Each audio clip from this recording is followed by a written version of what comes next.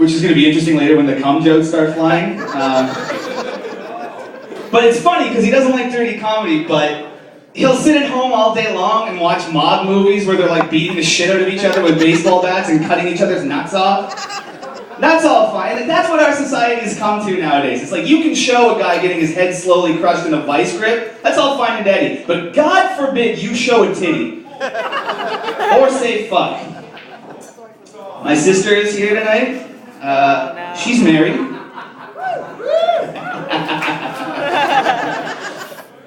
Sometimes I think to myself, I might get married one of these days. And then I'm like, oh man, I gotta put this joint down right now. It's enough weed for the moment. You know what sucks the most about having a sister? So he totally disqualifies you from dating any girls with the same name.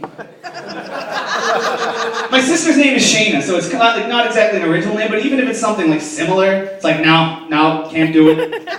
I don't want to be like getting it on with my girlfriend drunk stoned some Saturday night, covered in cooking oil and whipped cream, wearing a gimp mask. She's underneath me, tied and gagged, and accidentally call her my sister's name. Then get accused of having issues. It's like, what? It was an accident! My sisters are close! Come on! What? What was that? Oh, here, let me take the ball gag out. What did you say? No, not close like that! Fuck! Alright, fuck this. This is going back on, and you are not talking until you can talk like normal people. The safety word is now, I'm sorry.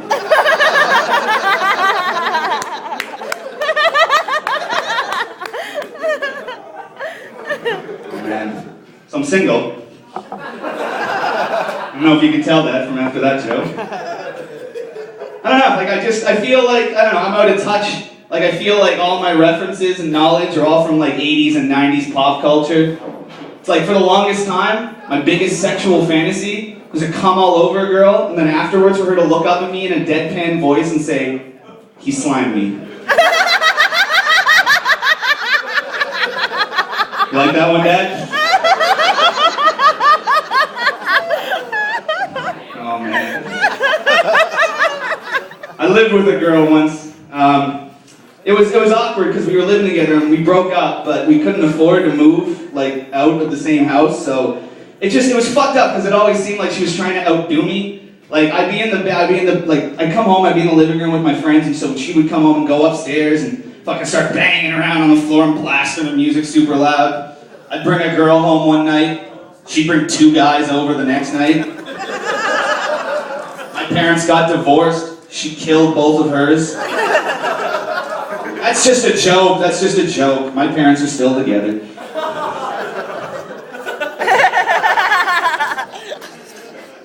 So Obama won. Woo! He's now the first and second black president of the United States. My mom thinks Obama's the Antichrist. Awesome. She watches Fox News. But she doesn't watch it like or I'm assuming you guys watch it like ironically. She watches it to get informed. That would be like watching Ron Jeremy's Tit Fucking Pool Party Volume 8 to cram for a biology exam. See how I use cram in that sentence? That's irony. Watching a news network from the people that brought you When Animals Attack, I Want to Marry a Midget in Whore Island, that's retarded. And it wouldn't even be so bad if they just if they were like, we're right wing, we're Republican, it would help if they added batshit insane, but no, it's like they go on TV, it's like, we're Fox News, we cover all the sides, we're fair and balanced. Coming up next is Obama sacrificing virgins to his Muslim god Mumra. He never said he isn't. Now here's Tom with the weather. Oh man. My dad significantly ate into my time, so I'm just like trying to figure out what I can... Oh my God. Americans are kind of like that annoying kid in class who answers every single question even if 9 times out of 10 he's wrong. It's like, what's 9 times 5, class? Freedom! Don't you tell him he's wrong though, or he will beat the shit out of you after class. Especially if you're brown. Alright, fuck. 9 times 5 is freedom, fuck. God. They do have one thing on us though. The strip clubs over there. I'm not saying that they're any better in quality, or like the women, because we got some of the most attractive women in Canada. But yes, we do. But over there, they got something that we don't, and that is called the dollar bill. And it's so much more convenient for, like, you know, tipping a stripper, because unless you want to tip her $5 every time, you know, it's very nice. It's like a transaction. She'll come over and she'll dance in front of you, and it's like she comes over and you take the dollar bill and you put it in her G-string and you say, "Thank you. I appreciate you getting naked for me." Whereas unlike that, and like here, we got fucking loonies and toonies. You know the guys that are in the front row to strip club aren't exactly the most courteous people in the world. Sitting there like, "Dance, bitch, dance!" What's this, man? What's this? Oh! Right in the ass! Poor girl's gotta walk off stage with a fucking imprint of a polar bear on her butt cheek. Fuck. I was in Montreal. The strip club that I was at in Montreal was called Club Super Sex. That is fucking awesome. You don't you don't beat around the bush with that name. Well, you do, but it costs like $500 and you gotta be real hush-hush about it out back afterwards. Ralph's place. Fuck. I don't want to go to a strip club that's named after what I want to do after I see the dancers on stage.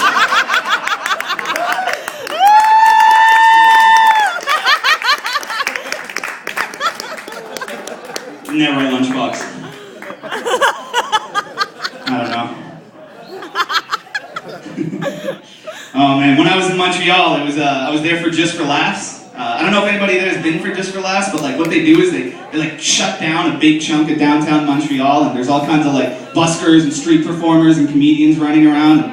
Unfortunately, I don't speak a lot of French, so I can't understand a lot of them. There's this one guy though, he was fucking hilarious. He wasn't exactly in like the designated Just for Laughs area. He was a little bit further down on St. Catharines, but fuck man, he had this hilarious act. He screamed at a pigeon for 10 minutes, drank a bottle of Listerine, and then shit himself. It was like, bravo, sir. Who says visual comedy is dead? My first, besides school, my first experience with the French language was this little show that they have on TV. Yeah, anybody here know TQS? The channel TQS, remember that? Who here remembers what came on at 1 o'clock in the morning on the weekends on TQS? Le Nuit. For the uneducated, Le Nuit is the softest of softcore porn, dubbed over in French, but for a fucking horny 14-year-old, it's the holy grail. You knew that? Awesome. I think we all did. But then, like, no, this is when you're a kid, like, this is awesome. Like, fucking, this is back in the bad days, the old days, the all or nothing days. This is the days where all you had was half a moldy Playboy you found in the dumpster behind the Esso. You took what you could get. It's like we had broadband internet porn back then, but like the internet in 2000 was like dial-up. So it's like you'd be sitting there like trying to download a picture or a fucking video or something, take you 5 days. It's like, by the time Jenna Jameson's left breast is downloaded, you're already old enough to get porn anyway.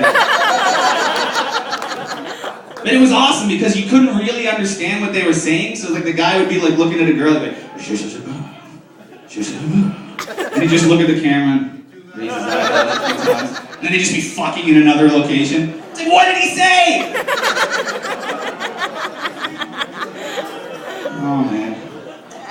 I used to work at a warehouse back in the day. They played nothing but Z103 all day long. You remember that channel, Z103? Don't clap for that. All day long. And it's like, you know, I like Fergie's music just as much as the next 27-year-old heterosexual male. But do we really need to hear Big Girls Don't Cry 5 times in one day? It's like, I get it, they don't cry. I understand.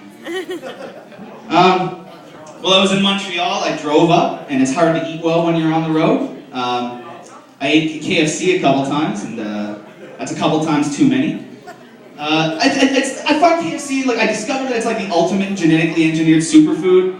It's like you ever accidentally drop a drumstick behind your radiator and then forget about it until next winter. And the first time it gets cold, you turn your heat on and you smell something delicious cooking.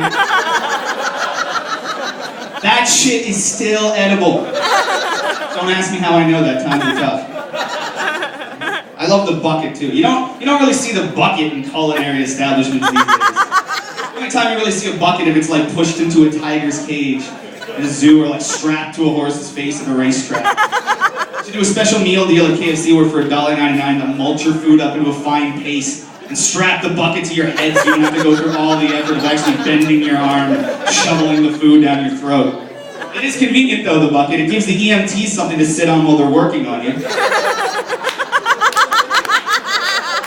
I'll leave you with this. I saw a lady at KFC one time on Pimple Road.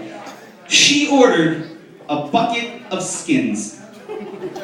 Skins. I walked up to the guy and I was like, is that a thing? Is that real? Does that happen? He goes, dude, that happens more often than you think. Like, if it happens once, you're goddamn right it happens more often than I think. Holy shit. She had on a pair of those Dal sweatpants. You know, the ones with D-A-L written on the ass? Except these ones just said D-L. That A. That poor A. Just lost in a cavernous pit of despair. Never to be seen again. At least not by my eyes. Sure, resurfaced at some point during the day. It just comes out like...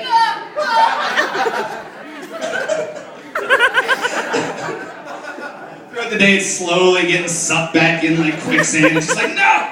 The D and the L are like, you be strong, soldier! It's 5 o'clock now, she changes into the Tweety Bird PJs at 7. That poor fucking bird. I think that would be hell. I think that would be hell to be reincarnated as the A in a larger woman's Dal sweatpants. Especially about 25 minutes after she mows down that box of chicken skins and you're face to face with that brown eye. It's like looking into the Sarlacc pit from Star Wars. Fuck global warming and plants and factories. That's why we have a hole in the ozone layer. It's because of KFC chicken farts, people. Alright, you guys have been fucking awesome. Thank you guys so much.